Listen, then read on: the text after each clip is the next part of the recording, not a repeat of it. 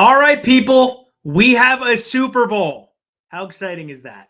I'm TommyFreezePops. It is the opening line report here with OddsTrader.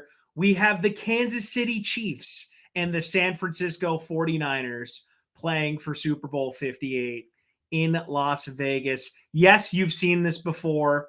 The Patrick Mahomes-led Chiefs took on the Niners in 2019.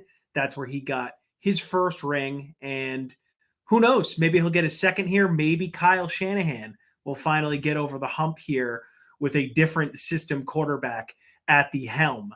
And it looks like we have lines ready to go. We have the Niners as 2.5-point favorites, and the Chiefs, obviously, 2.5-point dogs, a total of 48. So I'm going to kick it to my man AC here to get us going here for the initial read on this game. AC, what are you thinking here with those initial odds coming out here from our friends at DraftKings? Yeah, Tommy, thank you for having me on. I guess first of all, what an amazing, day of football. A ton of defense in that first game with the Ravens and Chiefs. I was on the under, so that made me happy. But at the same time, I was on the Ravens, so that did not make me happy. So I split that game. And then the second game, offense galore. Detroit got out to a hot start. They were up, 24-7? And blew it really. They ended up covering, which is good news for us as Detroit Lions bettors. But I was hoping they could get the amazing money line win as well. But props to Detroit and their great season, their bounce back as a franchise. I thought that was a really, really disappointing loss for Baltimore. Their defense played lights out. Mahomes had 14 in basically the first 3 drives and then did nothing after that. And somehow Baltimore was able to lose. You can't blame the defense. Maybe a little bit of blame on Lamar. They did lose a turnover battle there, 3-0. But I'm looking forward, I guess, to another Patrick Mahomes. This is his era. This is his time. Another Patrick Mahomes Super Bowl. And you asked me about the opening line report, right? 2.5. I mean, that is a very enticing number, if you will. I think Mahomes just continues to cover and win as a dog. We all know his amazing record now. It's like 10-1-1 ATS as a dog. That is incredible. I think I think I have to ride with San Francisco. I think that's my initial lean here. I don't know if it's the 2.5 that I'm gonna play. I might just play the money line, and the money line right now is pretty short, to be honest. I just think they have the better overall team. Obviously, the quarterback situation, it's definitely in Kansas City's favor. But Brock Purdy made awesome plays tonight, especially in the second half, not only with his arms, but with his legs. And we know he's clutch. He's done this now. He did it against Green Bay last week. He did it again today against the Lions. He can come back. I never thought that the 49ers with Purdy at quarterback could come back from multiple possessions in the second half. But he's done it. So the fact that he's done it, he can do it. And I think it's Kyle Shanahan's time. Stu, welcome to the broadcast. Your initial read here on the Chiefs plus 2.5, and you can get the over-under at 48 at the moment. And we'll be monitoring these numbers here for Super Bowl 58 as they unfold. Stu, your initial read. Yeah, I mean, I hate to say it. I think I'm on the other side of AC right here. It's hard for me to not back the Chiefs, especially as underdogs right now. I mean, Patrick Mahomes is doing Patrick Mahomes things. This is obviously the best defense he's ever had in his career. And even though the wide receiver options are not great, I mean, he's kind of had a Herculean effort out there. When you talk about defense, that was the best of the best, right? They just played the Ravens. They climbed the ladder already, right? They defeated the Titans. When you look at this when you look at this 49ers defense, I mean, it hasn't been impressive. They have a lot of names. We got the Bosa sacks in there, which kind of did right the ship at a couple points, but you could pass all over this team. And we saw offense galore from both sides. So knowing that, and seeing what Patrick Mahomes and Travis Kelce just did, I mean, he took those washed allegations to heart because Kelce came out the gate hot. every single prop he cashed out there. Great day for Kelce. So for me personally, I don't think I can go against Patrick Mahomes. It's what I said all week. Like, the Ravens feel like the right side. They feel like the better team. But at this point in his career, like, Patrick Mahomes has earned that for me. I'm not going to go against him at that number. He's proven enough as an underdog, and I think I'm probably going to be supporting him once again. Yes, Stu. It's really hard to go against Patrick Mahomes, best quarterback, and he's writing his name to potentially be the greatest ever. That's another story. It's actually funny because these shows that Stu and I have done now the last previous weeks, he's more he has like a stronger lean or a stronger initial reaction on a total than the side. And this week is me. I like the over in this game. Stu mentioned a little bit about San Francisco's defense being overrated, and I think they are. But also, I think I think Baltimore just didn't have the right offensive game plan today. Kansas City has really good secondary that can guard your guys, and outside of Zay Flowers, Baltimore just didn't have anybody to get open. I don't know why they didn't use Likely more often, but we talked about this last week. If I was running that team, I would be running the ball and using, zone reads with Lamar Jackson a lot more often against Kansas City. I think San Francisco, they're not going to have, that brain fart when it comes to their offensive game plan. I think they know what's going to take, to beat Kansas City and their weaknesses on defense. So it's more of like a backing of Kyle Shanahan and his staff, which is, to me, is going to equate to the over. Because I think towards the end of the game, like the fourth quarter, I think it's just going to be like one of those helter-skelter games where there's so much going on and Mahomes is just doing his thing and then Christian McCaffrey's going to do his thing. So if you're just joining us here, the Kansas City Chiefs are underdogs, people. If you like Patrick Mahomes as an underdog, go get him right now. I have a feeling that this number is going to be bet heavily in the Chiefs' favor as an underdog here. So much so that I would not be surprised if you see the Chiefs as a -1.5, -2.5 favorite by kickoff. They are such a public team, and the fact that they are an underdog with the Taylor Swift effect on their side. Yes, people, I will say her name. I know she is a banned name on this broadcast, but we're talking the Super Bowl now, right? This is when your aunt places a bet. This is when new customers come to DraftKings and use their sign up to bet on the Chiefs because they know that Travis Kelce's name is always in the news. I think that this number is going to move. If you like the Chiefs, go get it right now at 2.5. So you mentioned Patrick Mahomes and kind of blindly backing him at this point, Stu. We're now going to see Patrick Mahomes playing in his 4th Super Bowl. We saw him be a hero in his first effort. We saw him try to be a hero against the Buccaneers and couldn't get it done because he had no offensive line. And now we see him coming off of the heroic effort he had last year against the Eagles where he was playing on one leg. He's back.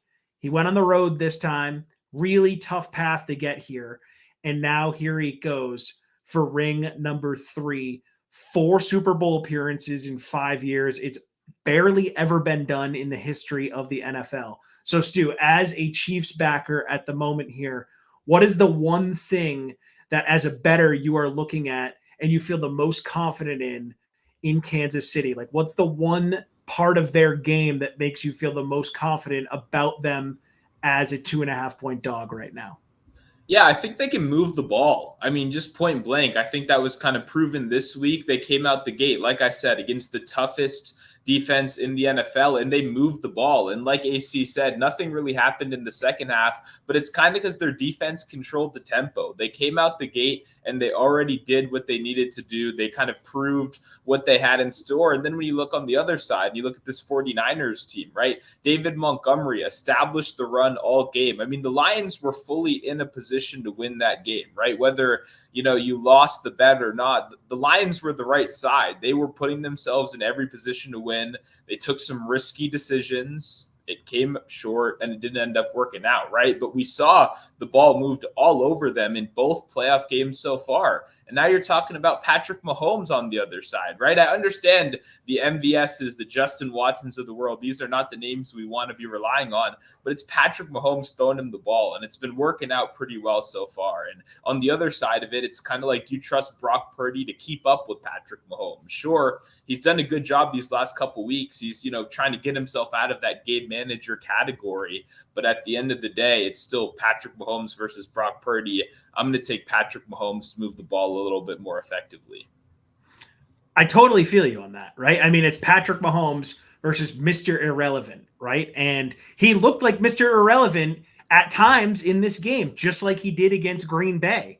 And then down the stretch, he got into his groove and he did those clutch things that the guy in the movie does. This Brock Purdy story has been really cool. And I know everyone in America was rooting for Detroit, right? That was the home run story that everyone wanted. The Dan Campbell, they were winless a few years ago, and now look at them, right? It's Detroit. They hadn't won an NFL championship since the Whopper was invented, right? Everyone saw that commercial. And Brock Purdy was like, no, not yet. My story's not done yet here. So AC, you are a believer in Kyle Shanahan here to get the job done with the 49ers. I'll ask you the same question I asked Stu. What about the Niners game makes you the most confident heading into this one with the line sitting at where it's at the moment? I think it's really just the professionalism of how the team top to bottom approaches a game. And that means preparation, that means the right game plan, that means their injury management throughout the week. Like Debo was, just the way that they do things makes players in tip-top condition or 100% or ready to succeed by game day, by Sunday. And I think just that type of mindset, again, top to bottom, it just, to me, they're due for a Super Bowl win. And they've been so close now for several years. They've had a Super Bowl caliber team for a while. They were looking for a quarterback, and, they got to the Super Bowl with a game manager. And, you mentioned Brock Purdy's trying to get rid of that, label. You win a Super Bowl, and I think it's going to be gone, to be honest. So I think he has it in him, and I think he's like so young and inexperienced that he doesn't understand or fathom like how big the moment is. Like if we're talking about Jimmy G right now, who's been to Super Bowls and lost, like I think he would be shaking in his boots right now because he sees Patrick Mahomes on the other side. I think the inexperience and the youthfulness of Brock, he sees Patrick Mahomes and he thinks he can go one-on-one with Patrick. And then not only that, it's more than a head-to-head matchup, right? We know the team, even though some of them are more bark than bite, to be honest. But it's just the trust in the entire organization, right? And it's not just Shanahan; it's his guys, his coaches, the way they draft people. Like I just think it's when you build a program in college football, you call it a program, but in the NFL football, it's just like whatever, right? This program that San Fran has built now for years, I think it's primed for a Super Bowl. And to be honest, this is probably the weakest Kansas City team that has made the Super Bowl. So, I mean, it might be Mahomes' best defense, but it's definitely not his best offense. And even though he doesn't have to rely on the big wide receivers, I think the 49ers, again, I'm going to trust their coaching staff to be able to devise a defensive game plan to not shadow, but, bracket coverage Travis Kelce, because no one else is going to beat you. Like, I don't know why Travis Kelce is getting so open down the field, single covered against a linebacker. Like, I think San Fran's going to be smart enough to be able to switch it up. And it's really just Kelce and Pacheco in my head. Yeah, look, they were able to shut down Laporta for the most part today, right? He didn't kill you, and I know he's banged up. But look, the Niners, it took two comeback-y type games, very much so in this game, to get to where they are. It does feel like to me that the arrow is pointing in one direction for KC and one direction for San Francisco. And look, kudos to them. They're about to go play in the Super Bowl. But it does feel like San Fran maybe peaked in week 11, week 12, and Kansas City is peaking at the right time.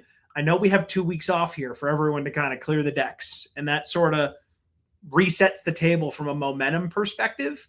But, you know, you have the program that you talked about, AC, that San Francisco has been able to put together. And I totally hear you on that. But I just feel like this San Fran team, if the Super Bowl was in November, they might have ran away with it. But the fact that it's being played 2 weeks from now, I just feel like Kansas City is heading in a direction where they're going to be able to take care of business again against this San Francisco team. Let's talk about the total here. I know you guys kind of hit on it a little bit, but let's go more in depth. At the moment, it's sitting at 48. It's still, oh, here we go. We got some movement here, people. It's down to 47.5 with DraftKings. So we have 47.5 as a new total here. So I think one of you said that they liked the under. Raise your hand if that was the play for one of you. Okay, neither one of you like the under. So Stu, we're heading under here. Tell us why you think we're going under. I'm guessing the line's moving under because generally in the second half of the season, the Chiefs have not been as aggressive, right? We've seen a lot more field goals. They're running the ball a little bit more. I think the good thing, though, is they still optimize all their fourth down opportunities, right? This is still a team that will go for it early and often. That's what they did, and that's why they scored so early in this game, is because they actually decided to go for it. So I can see the argument on both sides. For me, I do think there's going to be a lot of running in this game, right? When there's longer possessions, there's CMC drives, Pacheco drives on the other side, that slows the game down. And obviously, we know Kyle Shanahan is going to kick his field goals. He does not like this analytics stuff. He is not a fan of going for two. He's going to take his time. I mean, even in this game, when they were down back against the wall, I mean, 80% of teams would have been much more aggressive than Shanahan was, but he was happy settling for the points. It just kind of shows you what kind of coach he is. So I can understand why you would be attracted to the under if you just think that it's going to be these long, slow, kind of rushing drives that take over. So AC, you hear what Stu has to say here about why people might be going towards the under here. But the under wasn't something that immediately jumped out at you. Why do you see this as an overplay? I just think the energy, first of all, can you guys hear me? Yep. Awesome. Cool. Sure Yeah. can. I just think in the fourth quarter, when it gets just a crazy tenseness and energy, I think there's going to be a misplay on defense, whether that's a long pass, Mahomes to Hardman or someone random, or we get a pick six, right? I think that's going to help push the over because it's just going to be so intense. These two may not be from a record standpoint, but these two arguably are the best two teams, right? I know Baltimore was the number one seed all year long, and they dominated San Francisco, right, earlier in the year, and they deserved the number one seed. But Kansas City has proven year in and year out, like they are the team to beat. Patrick Mahomes is that guy. He is him. And until Lamar Jackson and Baltimore and someone else can, kick him off the throne, like it is what it is. 4 Super Bowls in 5 years. And then on the Niners side, they've been head and shoulders, in my opinion, the best team in the NFC. So these two are the right teams in the Super Bowl. I think there's going to be such a good, I guess my thing is there's no surprises. I think both teams are going to come in super prepared. They're going to understand what's going to beat the other team, and they're going to have counters for all of that in game or halftime or, whatever the case may be. And I think because of that, Mahomes is going to be able to score on San Francisco. And because he's going to score, Kyle Shanahan has to actually open up in a big game. And now he has the horses. He has CMC and Debo to lean on. And I think that's going to be enough points. Again, I just expect second half over. I would probably see the first quarter as maybe like a feeling out, thing with the two teams. But I think once that first touchdown happens or that big, 50-yard pass happens, that's when the whole game is going to open because these two teams are well-oiled machines. You're muted, Tommy. Thank you. One thing I think that has stood out to everybody in the last few weeks here watching Travis Kelce is just the uptick in his game. And I think that that's something that is going to be really, really bet on ahead of this Super Bowl. And I know we like to go to our props late here in the broadcast, but I think that this is something that people are really interested in from the jump. And we'll see when those prop markets open up where Travis Kelce numbers start to pop up here. CMC is probably going to be the guy that the prop bets are going to go towards for the Niners markets too. So, and I'm just talking public money here, right? You know, the sharps, I'm sure, will have their guys. But when it comes to Kelce or CMC ahead of this Super Bowl, Stu, I'll throw this to you first. Which guy do you see having a bigger game? And speak generally about the games that you think both of these guys can have for a matchup here where both defenses have strengths and are strengths of this team at points in every single game. Yeah, no, 100%. I'm glad you brought up Kelce. Obviously, he is probably going to be the most talked about name off the bat. For me, I mean, I wouldn't even be surprised if props come up as soon as tonight, maybe even after this show, right? Because it's the Super Bowl. They have this stuff ready. There's going to be 2 weeks of nonstop action. So you want to get on this stuff as soon as possible. And for me, as much as it's going to be chalky, as much as it's going to be public, I love Travis Kelce. I'm going to be all over it. I'm guessing his receptions prop is going to open at 6.5.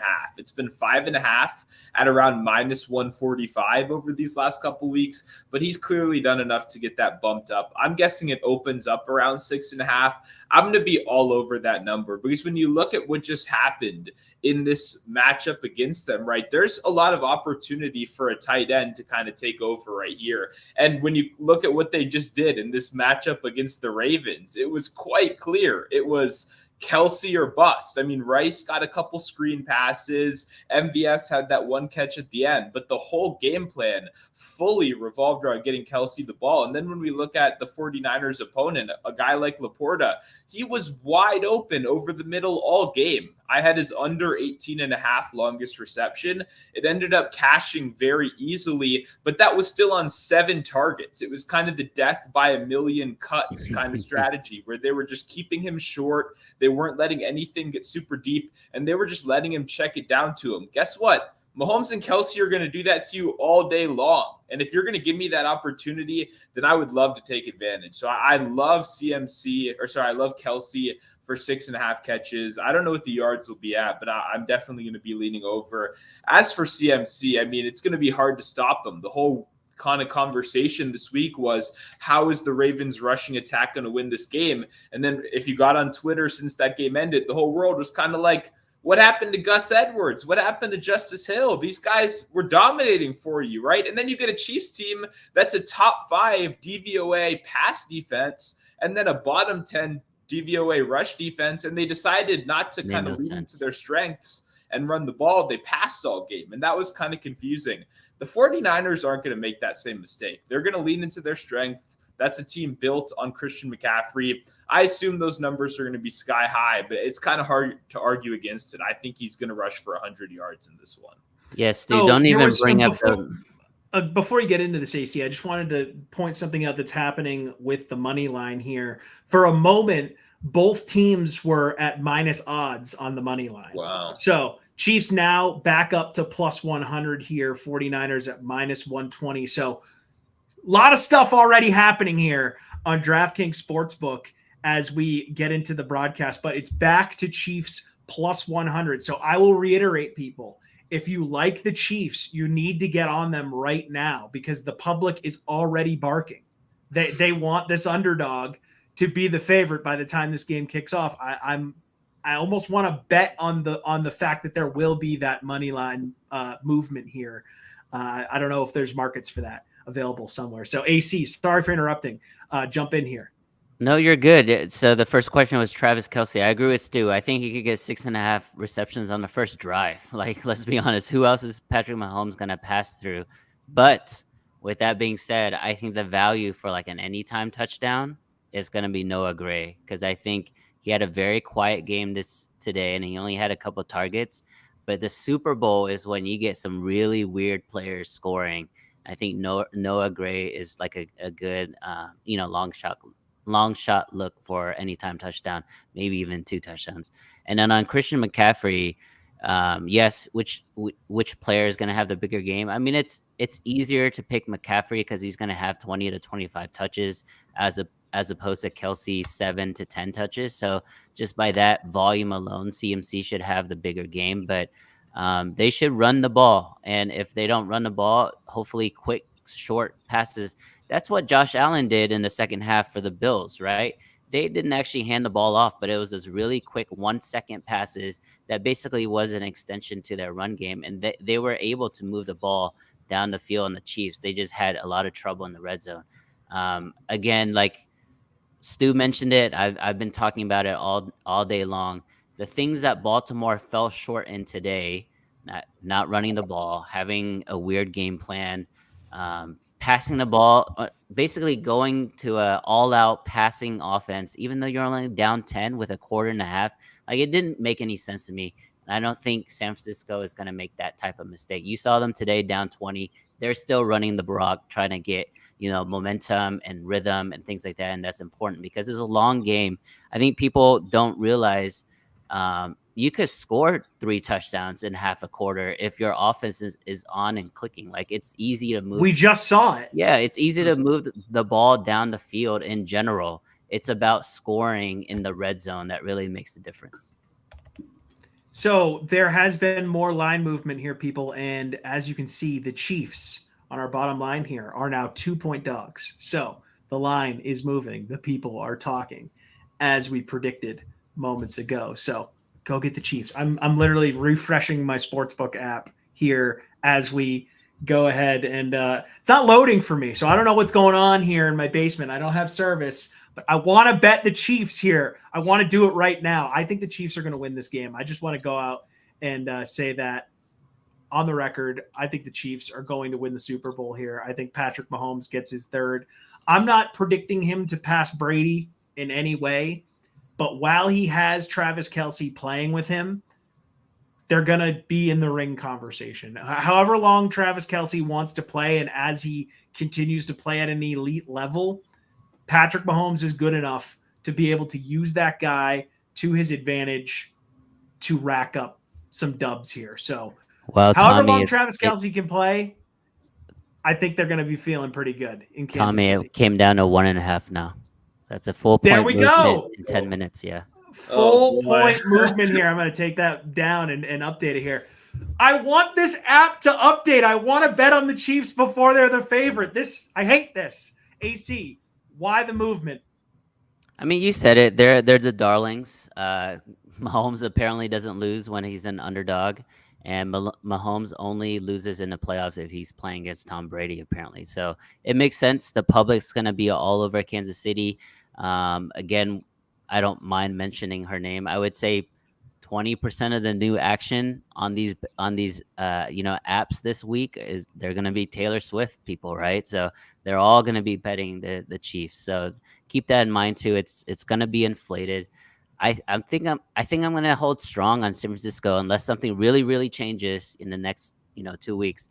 I think I'm going to wait for the movement to go down, and I'm going to pick San Francisco at a shorter number or even as a short underdog.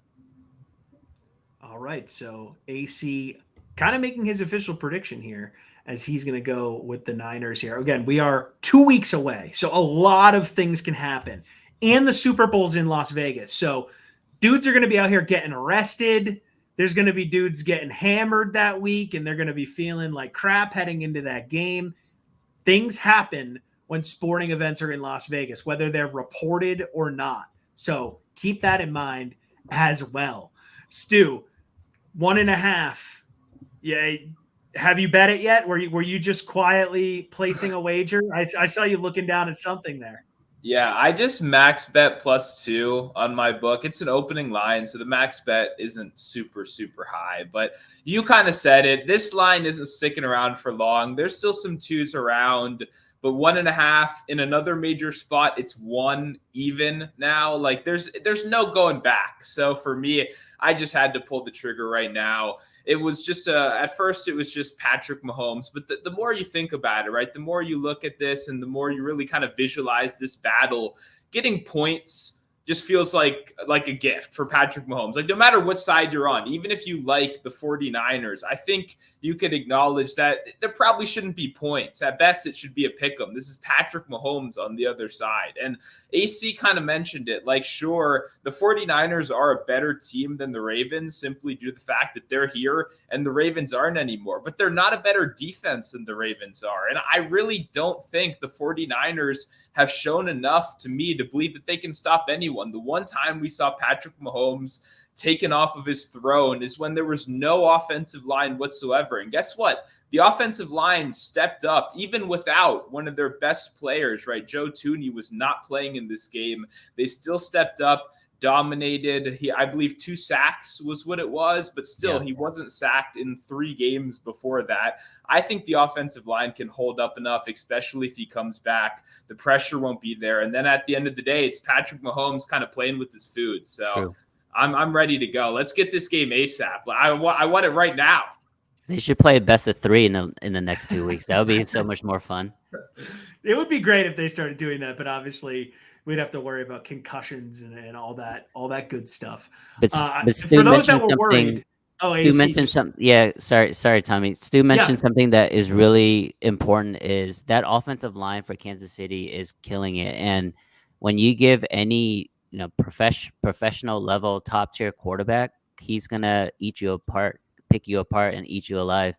When you give Patrick Mahomes that much time and that much comfort, you saw it doesn't matter who the receivers are, doesn't matter who's running those routes. He's just so accurate, and he has the flair for the dramatic in the biggest moments. And so I agree that this is going to be a very, very beloved Kansas City pick, and there's a lot of justification for it.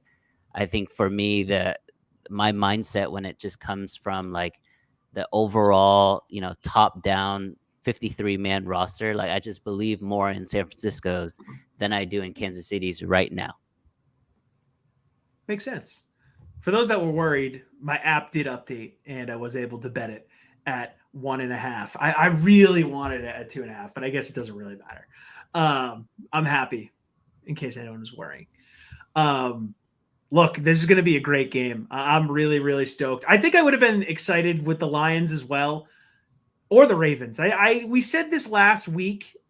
Any combination of those 4 teams was going to make for a very fun Super Bowl. There wasn't one team that was like, oh man, like I remember a few years ago, this is going way back, but I think like the Cardinals were in the conference championship game. It was that year that Cam Newton and the Panthers went on their run. And I was like, man, if the Cardinals upset the Panthers, this isn't going to be fun. Like, I don't want to see the Cardinals go up against, Peyton Manning in Super Bowl 50. Like I want to see the team that almost went undefeated go against Peyton Manning, right? So we're getting a really, really fun matchup. It's going to be a very fun week, and I'm stoked. AC, before we get into our prop section here with Stu, any closing thoughts here on Super Bowl 58?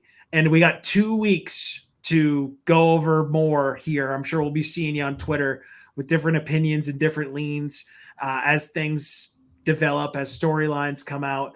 But any final thoughts here as we sit here with a full point movement since this broadcast started? Yeah, I think for me, the biggest thing is this is the biggest win for the NFL to have Kansas City in there. From a rating standpoint, I think these 2 teams was the dream heading into the Final Four. San Francisco and their super passionate fans, and they're all over the world, 5-time Super Bowl champions as a franchise, and Kansas City with Mahomes, Reed, Kelce, Taylor Swift. I saw somewhere this, 3 or 4 week run with Taylor Swift has added, in terms of marketing dollars, close to $400 million for the NFL. They're going to break every single TV ratings coming up. They're going to have, you know what they should do? They should have Usher perform at halftime and have Taylor come in as a cameo, and it would shut down the internet. The NFL would be the greatest league of all time.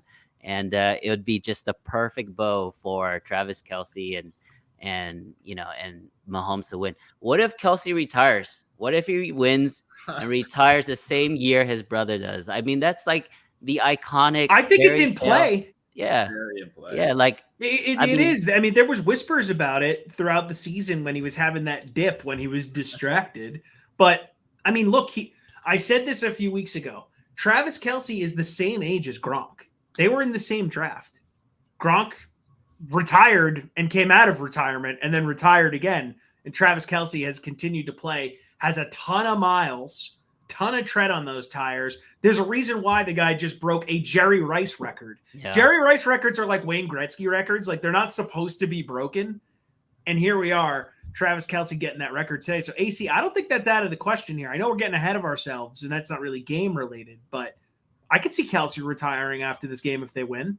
No question. Yeah.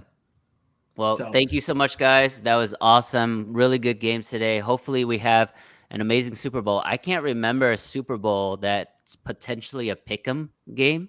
Like I don't think we've had that in this. I'm turning 40 this year, so 39 Super Bowls. I don't remember a Super Bowl where there was a pick'em game. And not only is it going to be a very competitive, close game, but we have so many different storylines and so many coaches and players that are due for that first win or due for that third or fourth win that would then catapult them into like a different stratosphere. So it's going to be awesome. Thank you, AC, guys. thanks, man. We appreciate it. We'll talk to you after the Super Bowl. We will have your first look at Super Bowl 59 odds. Yes, people, the opening line report will be back next Sunday. And AC, hopefully we'll be seeing you and taking a look at everything as soon as the game wraps. But thanks for joining us, man. Thanks, guys. Have a good one. All right, AC. So, Stu, let's talk about the props. Obviously, we hit on Kelce, we hit on CMC, but is there anything else from your prop terrace? You're looking down, you have a whole season worth of math and data to look at, all this tape for people to go through over the next 2 weeks. What can people dig into here and take advantage? You don't even need to just give us 3 here. Give us as many as you'd like as we sit here moments after the NFC Championship just wraps. Yeah, I mean, I think a guy that you're immediately going to want to look at is Deebo Samuel in this one, right? Ayuk is going to get Snead, who's been the best cornerback in the league, arguably this year. He's been a guy that's traveled against every opposing wide receiver one, which means Ayuk is just going to have a long day, quite frankly. I mean, maybe there's a chance he gets on Deebo a little bit more. I guess we'll have to follow the beat reporters and kind of get their intuition on that one. But it's my guess, just because Deebo lines up in the slot quite a bit, that it's actually going to be McDuffie who he gets. And McDuffie is a very, very good cornerback in his own. In fact, he's one of the better slot guys around in the league. But Deebo will not be getting the number one shadow treatment. And when you look at Deebo Samuel's routes, a lot of them are kind of short around the line of scrimmage. We get a blocker, a Juwan Jennings right there next to him, and they let him get some yak after the play. And I really think that's where Deebo can make a huge impact. For me personally, I think even beyond receiving yards, I think going receiving and rushing, right? We know Deebo has those carry upsides. They're going to give him at least 2 to 3, maybe 4 or 5, depending on how aggressive they get. He's just one of those guys that he shows out in the playoffs. They use him just like a running back and a wide receiver. He's a dynamic weapon. So that's a guy I'm 100% going to be targeting. Like you said earlier, I think Travis Kelce is going to be my favorite prop of the week. His 6.5 receptions is what I'm hoping for. I feel like that's what the line is going to open at. I don't see any way that he doesn't go over that. We just saw it. I mean, they allowed everything underneath. The 49ers want to limit all explosive plays. They don't want you to beat them over the top. They want everything like short and intermediate. So that's going to set up really well for a guy like Travis Kelce. It's going to set up for a guy like Rashee Rice very well. Once again, I will not be betting Marquez Valdes-Scantling. I know he keeps on getting these like 30-yard bombs at the end of games, and that's very nice, but that's not a consistent way to produce. So the under on his receptions is something that I'm definitely interested in. He's not a high volume receiver, and the 49ers want to limit those explosive plays. So I like anyone that runs shorter routes. A Kelce, a Rice are going to be guys that make a lot more sense. They depend on the yak a little bit more. I'm not personally going to be super heavy on the backfield. I think Pacheco does have a pretty good game. I assume his rushing yards is going to be in that 60s range. And I think he probably ends up around the mid 60s, low 70s. I think he's going to have his opportunities. But at the end of the day, I think it's going to be the Patrick Mahomes show. And one bet I always like to make, and I think I'm 100% going to be making in the playoffs, is Patrick Mahomes' longest completion. I'm not sure what that number is going to be. I'm guessing 37, 38 yards. Guys, I don't want to bet on MVS. I don't want to bet on Marquez Valdez-Scantling, Justin Watson, Rashee Rice. I don't want to have to know which one of those random guys it's going to be. I just want to bet on Patrick Mahomes to make a play at one point in this game, because at the end of the day, it's Patrick Mahomes in the playoffs, and that's what we want to depend on. And this is a guy that's shown up time after time. He's kind of made these guys into diamonds in the rough, right? I mean, we never would expect to be thanking these guys for saving the game, right? But it's because of Mahomes passing on the other side, and that's the reason why they're there. So for me, I think the longest completion is going to be very good for him. We haven't talked about too many 49ers. Like I said, I think Ayuk is going to be a little bit scary. That's going to be a stay away for me just because he's going to get some tough shadow treatment. I think Deebo Samuel receiving yards. And then finally, like we said earlier, I mean, what is CMC touchdown going to be? Is it going to be minus 300, minus 400? Can I count that? Pacheco is probably going to be up there as well. I mean, the guy's got a touchdown now in 7-8 straight games. So I think you're going to see Pacheco in that category as well. So I kind of like CMC for 2 touchdowns. Like I think if you're going to go CMC, it has to be something a little more creative than just the anytime touchdown thing. Because like you said, I mean, what are the odds on that going to be? Or you got to at least parlay him with something to get the use out of that market. So look, DraftKings is the book that we use here on OddsTrader, but I am seeing across the board other places that the Chiefs are now down to a 1-point dog. So they're at 1.5 here at DraftKings. But look, we all told you that this was going to happen, and it continues to happen here. Are the Chiefs going to be the favorite by the time we wake up tomorrow morning? Who knows? What a week we have in store. What a 2 weeks we have in store. We will not be doing one of these shows to preview Pro Bowl events. I can promise you that. But make sure you check out OddsTrader for all of your Pro Bowl betting needs. All of your betting needs in general. The best in-class sports betting AI that you are going to find is with OddsTrader. It's free. OddsTrader.com, the OddsTrader app. You can go to the App Store. You can go to the Google Play Store. OddsTrader is where you need to go to be a better. Watch this show. Follow us on Twitter at OddsTrader_. Mix all that stuff up in a pot. And there you go. You got your bets for the weekend. So we feel really, really good about this Super Bowl here at OddsTrader. We are excited. I think it would have been fun with Lamar, right? I'm just going to continue to say that. We didn't really do the obituaries for Detroit or Baltimore because I think this matchup is so exciting that we can look forward to it. But look, Baltimore's going to need to figure something out here in these big games. You know, I don't think Lamar got to do enough with his legs. And I don't know if that's a coaching thing or if that's Lamar getting in his own head or if that's something that Kansas City's defense was doing that wouldn't allow him to take that one step he needed to continue to take, and he just wouldn't do it, or he kept taking the step backwards instead of forwards. There was just something missing with that offense today. And I know Zay Flowers is like the easy, low-hanging fruit, but look, Zay Flowers is not why they lost that game. In fact, he was like the only other guy doing anything on offense in that game. So, look, I'm not as concerned about Detroit blowing that game. Detroit felt more ahead of schedule than anything. Baltimore is the team I think that we need to focus on more here when it comes to like playing the blame game, Monday morning quarterback type stuff. So, Stu, quick thought on Baltimore here before we wrap up, because that was disappointing today. Yeah, and I mean, you're right. I mean, the rushing wasn't fully there. I think a lot of credit has to go to Kansas City, spying him, slowing him down.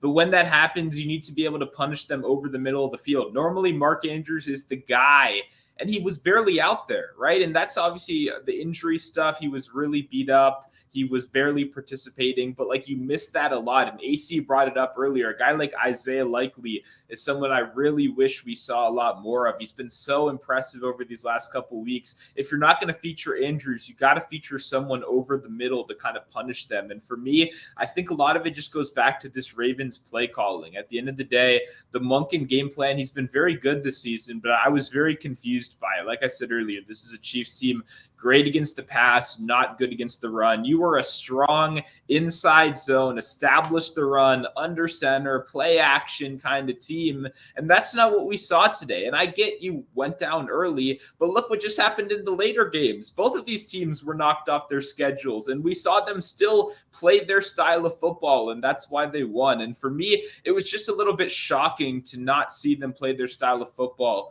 I will say that was a little bit of a nice perspective. The harsher perspective would be that Lamar Jackson should be in the peak of his career right now. This is his second MVP season. And quite frankly, he hasn't looked like an MVP in one important game so far this season. And that's a problem, right? You can deny it all you want, but the defense has done the heavy lifting for this team time in and time out. And he makes MVP-worthy plays like that first touchdown pass where he escaped pressure and made that phenomenal pass to the back of the end zone. We need to see that a little bit more, though, right? You need a little bit more consistency. And at the end of the day, the play calling could have been better. Sure, I completely agree. But you need your star quarterback to elevate your team at a certain point. And I haven't seen it enough when the moments are the biggest so far this season. So really, I think this team could keep coming back to the Super Bowl or this championship level, but you're going to need your quarterback to step up if you really want to make it over that final hump. Yeah, I think you nailed it with the Mark Andrews thing. If he's healthy, I think that this Ravens team looks totally different in this game. I think Isaiah Likely was kind of invisible today, though. Like, we can agree there. And I don't know what the reason for that is. Lamar clearly tried to force it to him in triple coverage there. So it definitely was in the back of his head, like, I got to get my tight ends involved here because something needs to change. Yeah, it was – I still enjoyed the football game. I was hoping for more of a classic type duel, especially with that chirping Justin Tucker and Patty Mahomes pregame there. That was fun. So, all right, people, Super Bowl 58, 2 weeks away. Thanks for joining us, and you'll see us as soon as Super Bowl 58 wraps. You can bet on Super Bowl 59 already sitting here on your couch. So if you want to go ahead and do that, go ahead, get a jump start on those odds. We'll talk about them next Sunday here on the Opening Line Report. I'm TommyFreezePops. That's Monotone Football. Talk to you guys next week.